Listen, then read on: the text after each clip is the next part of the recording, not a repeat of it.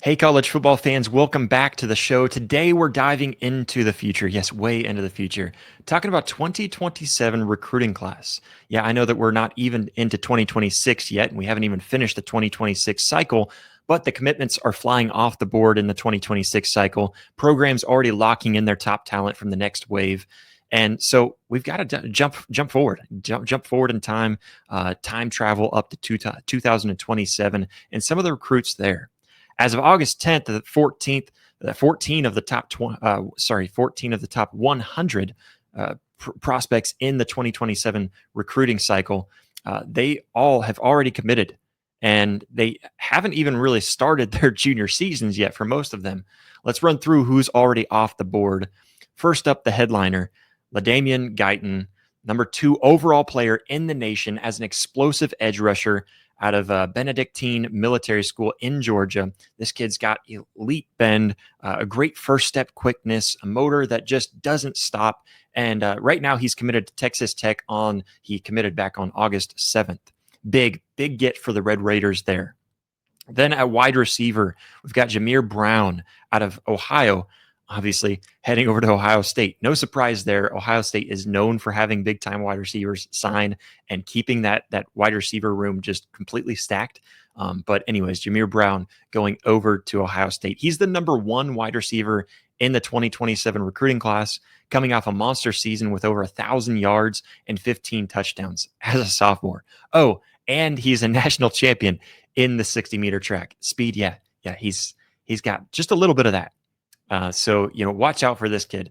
Imagine that. I mean, Ohio State getting another big-time receiver, and especially a speedy wide receiver. Feels like we've seen this one before.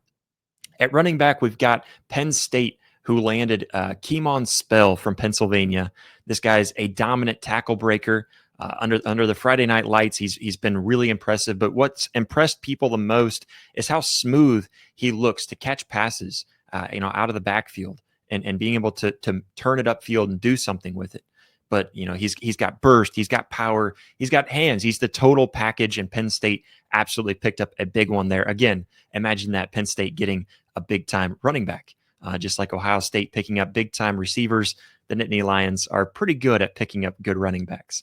The Nittany Lions also got a big commitment, literally big commitment, from Leighton Von Brandt, a nimble moving offensive tackle out of Delaware who could end up to be a 300-pounder while keeping all of that athleticism. Big time get for the Nittany Lions, getting obviously the Keemon Spell that we mentioned as their big time running back, and then of course getting a big time offensive lineman to kind of pair up back there on the offense.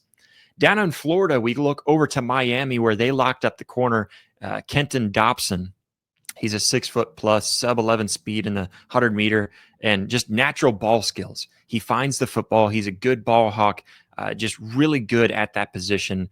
Big-time get for Miami, getting one of the big-time guys there at corner out of Florida as well. But again, keeping that Florida talent in Florida is very big for any Florida team. And, of course, Miami being able to lock up Kenton Dobson was very big for them. Let's head back to Penn State, who's been working really hard in the 2027 cycle.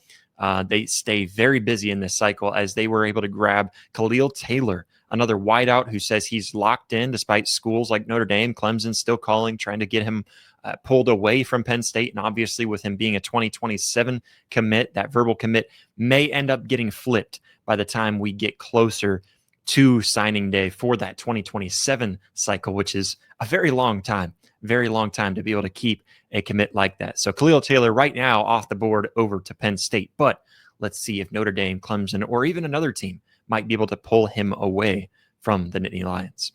Oregon got Keyshawn Bowman out of Tennessee, a player whose decision came after what he calls kind of a sign from God in his recruiting process. He feels like this was just the right move for him. He chose, he chose to go all the way from coast to coast, all the way over to Oregon. He likes what Oregon has to offer. He thinks he can be a big time player there and possibly even getting some early play time there in Oregon.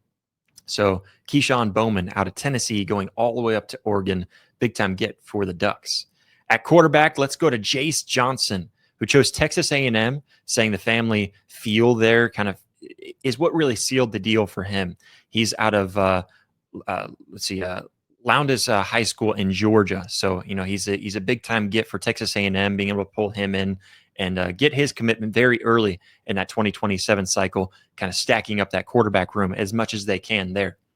Alabama got an in-state pass rusher out of Jabarius Guerra from Vigor High. He's hearing from Florida State and Auburn, but he says he's pretty solid to the Tide for obvious reasons. The Tide is a brand that is pretty hard to pull away from, but it's not going to keep teams from trying to pull him away from Alabama.